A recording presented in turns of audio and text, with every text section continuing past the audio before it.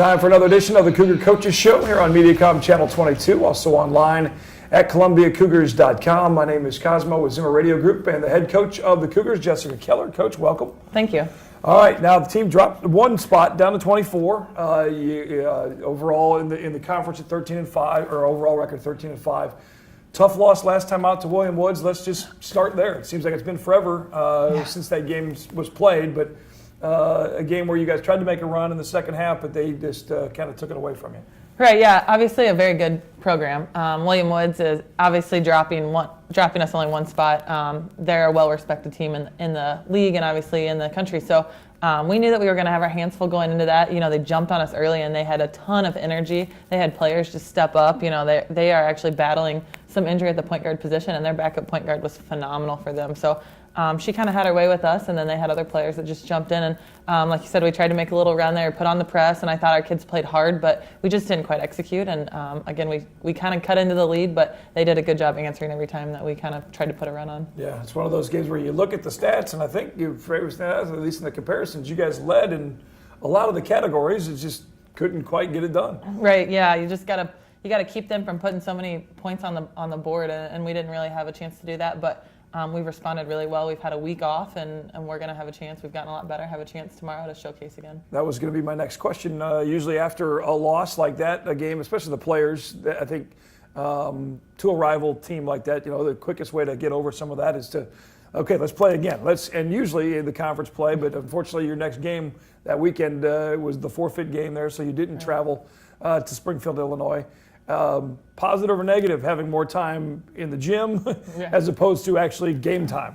Yeah, I think it's good for our program. You know, we actually took a couple days off because of that, and it's January. You know, we've talked a lot about the grind that we're going through. So actually Friday we scrimmaged a lot in practice, just gave them that opportunity then to showcase how hard we can play again. And so we competed really well on Friday afternoon, took a couple days off, and then this week we started back in our normal routine of preparation for Hannibal and then Williams Baptist. And a big adjustment for them, obviously, with the classroom now back into the mix with the Christmas break and holiday break over now, and now you start swinging back through the second half of the conference season. As you mentioned, those next two teams up.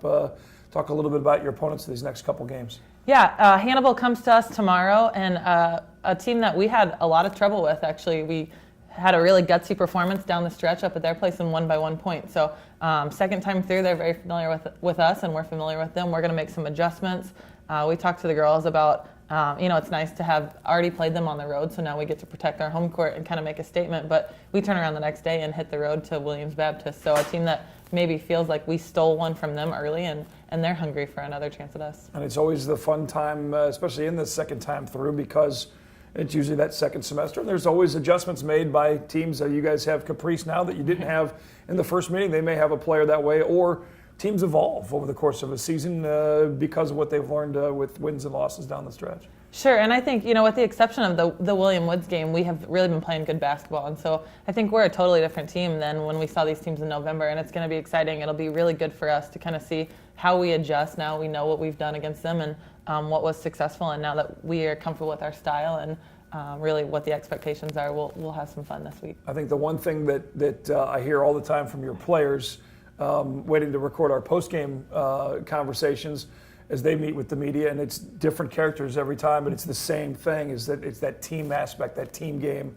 Everybody's got each other's back, and they really have, I think, gelled and bonded as that unit that's playing good basketball. Yeah, our girls, we have a great group, and on and off the court, they're great kids. They get along really well, and they want to compete. They compete in everything that we do, and so a loss like Thursday night that we suffered really kind of is a wake-up call for us. It's a good chance for us to understand that we can't get comfortable, and so now our girls know that as a unit, we still have to get better. What changes? You talked a little bit about practice with that extra week with the game being. Instead of having a game, you had some scrimmage time. Does anything change practice-wise? I mean, per opponent? I mean, take us through maybe a couple-day stretch of a practice routine for what you have for the basketball team. Sure. So with our conference schedule, we play on Thursdays and Saturdays. On Mondays, we typically will do a little bit of scout stuff, and we'll actually have the coaches ready to prepare our teams. Our teams will defend different sets for both teams. On Tuesday, we'll do a little bit of our Saturday opponent.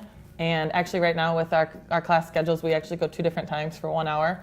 on Tuesdays because we can't get the team together for 2 hours at a time. So it really lends well to our schedule. We'll prepare on 1 hour block for the Saturday opponent, and then the second hour will be our Thursday opponent, and then today our Wednesday practice will just be our Thursday opponent. So just kind of break it up, and then obviously we're doing a ton of stuff on us. But really for us it comes down to our defense. Our offense is there. We've just really been focusing on how we're going to get better defensively. And ultimately you can scout the other teams and show them video or show them notes and okay, if number 14 does this, you've got to do this. But ultimately, you've got to ultimately worry about what you guys do well and their jobs as themselves out there on the basketball court. Yeah, we probably spend a total of 15 to 20 minutes on the other team max. And so it's just getting them comfortable to know what we're looking for in certain sets. And we don't do everything. You can't cover everything. But like you said, it's about the players making plays. And so we try to get them ready to be successful. And then we hope that they are going to make the plays. Because I think sometimes some of that you can almost out-scout the other team too much. You think too much about them and you forget about your own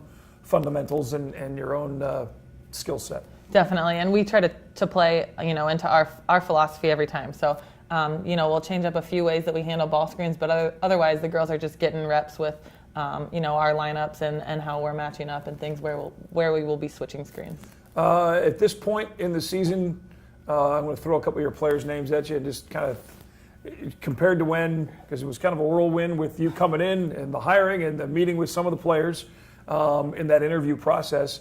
Who has surprised you the most from the first time you met her, whether it was in that interview process or a practice or a get-together, and to where we sit now in mid to late January?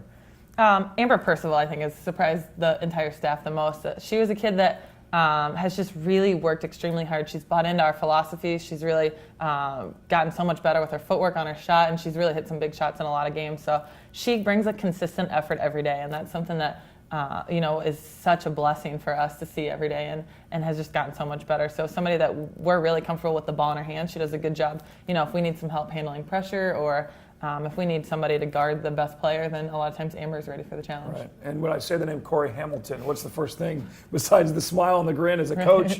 You got to love being able to be on that sideline or when you call timeouts and you guys are drawing your play up and before you join the huddle, knowing that Corey's a big part of what makes this team click. Yeah, again, just that consistent effort. She's a kid that is ready for the challenge. Because she presents so many matchup situations, we can put her in a lot of different areas. So she can come off the dribble, we can post her up, we can kind of isolate her in all different ways. And we know that she's going to rise to the challenge. She's ready to kind of go after it, and she wants to make the plays. Cougars, again, some conference games. Now they play all the teams a second time through down the stretch in the AMC conference. And that's the one thing about the AMC. You look up, you're in third.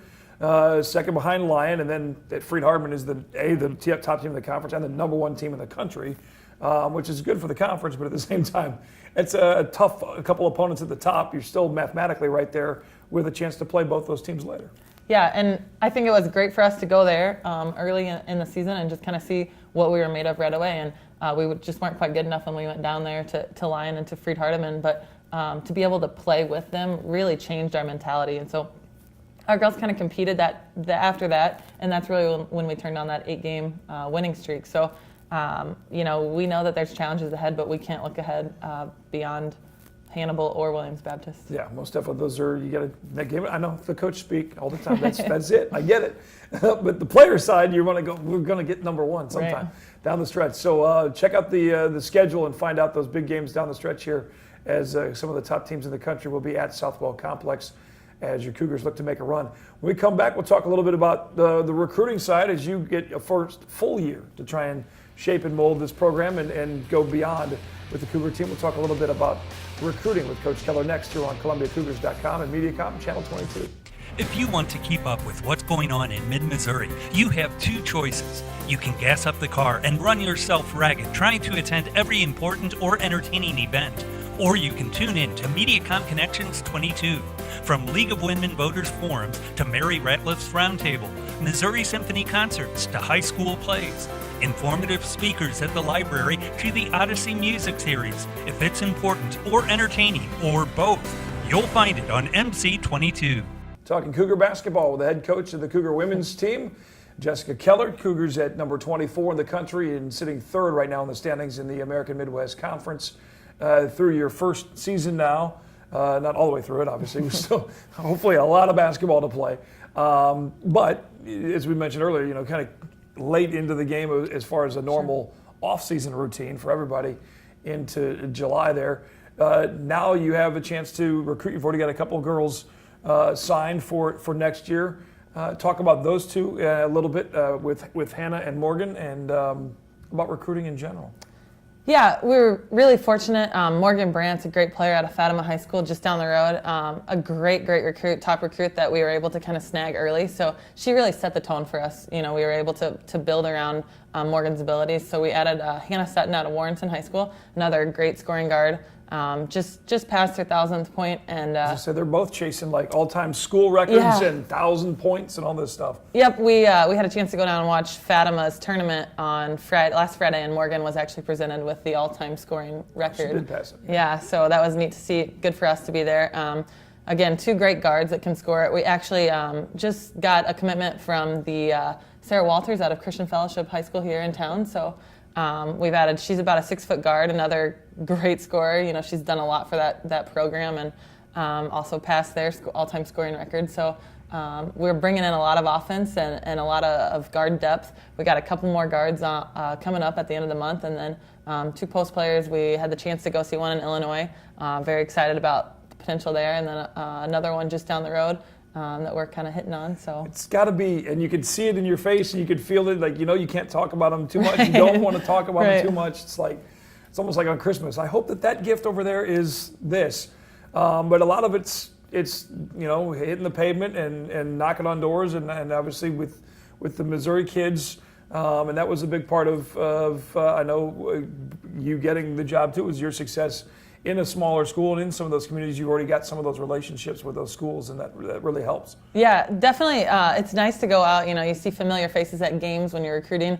You're kind of, there's a little bit of name recognition there, and that's, I'm really fortunate that I had parents that were in the school systems, and so they may not know me, but they know my parents, and that's a good and a bad thing most of the time. But yeah, we've just been really working hard. My assistants have been out almost every night. We hit junior college games, we hit high school games. Just kind of trying to make sure that we see as much as we can before we make many decisions. And how much of that is, and I talked about this with Bob Burchard a little bit, how much of that is stuff you're seeing from, other, obviously kids, and as he said, on a demo tape, if you will, a kid never misses a shot. So you really have to kind of filter through some of those kind of things. But really, it ultimately comes down to the relationships that you and your staff build with other coaches and players, both at the AAU levels and at the high school level.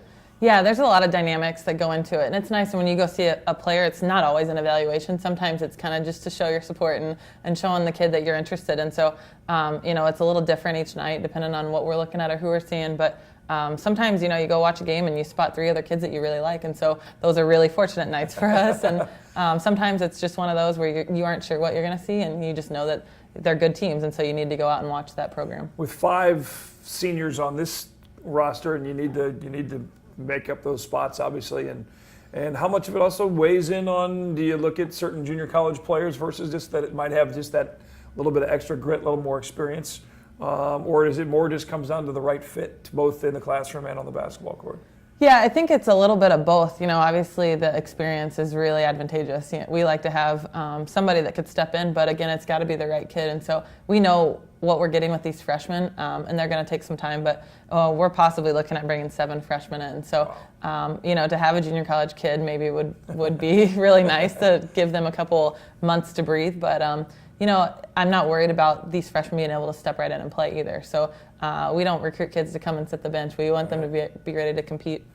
And there's something to be said for, just throwing them to the wolves and go, and fearless. And obviously with Hannah and Morgan's reputation with what they've done in high school, and we've seen it here at Columbia College with, you look at when Seifert was a freshman, she got thrown right into the mix because of all the injuries that the Cougars had at that point, and really got a lot of extra starting time as a freshman then. And that's proven now that, God, that's 4 years ago already. In her senior year, but with Tierney. But sometimes I think maybe there's too much of that. Like you said, you want them to go ahead and start playing. Go. Yeah, and with the different dynamic of our team, we are losing a lot. And so if we bring in 6 or 7 freshmen, then You think about how good we could be in 2 years and on through that. But things happen too. You just never know if injuries will occur or if something doesn't work out. So it's always good to have, a handful of kids that are going to be able to lead. But a full regular off season, if you will, has got to be something that you're kind of looking forward to, being able to continue to build this team and shape the one you currently have, obviously. Sure, and we have a huge junior class, and so there is really no time off for us. We're going to really develop those kids. We kind of got a little gap in that sophomore class right now, but we did add a transfer at semester who will be eligible next year to kind of fill in that. She'll be our only sophomore next year, so that'll help. But yeah, we're going to be pretty young in the future. Well, good luck down the stretch this season, the conference season here, seeing the teams a second time. That always becomes the fun part to me. You watch that schedule and you see it snake back through and you see the names and you start comparing games from the first time to the second time. And it's really when the seeding starts, you start realizing, where you're going to be in that postseason tournament and trying to take a shot at Kansas City for the national tournament. Yeah, it's going to be an exciting one. I know every team's making adjustments, and we're not the only ones playing everybody for the second time. All right. So, well, good luck down the stretch and on the recruiting trail. We'll see you at Southwell Complex. Thanks. All right, Coach Jessica Keller, the Columbia College Cougars, hanging at number 24 on the season right now and third in the AMC Conference. Come watch them play at the Southwell Complex. Full schedule again on ColumbiaCougars.com.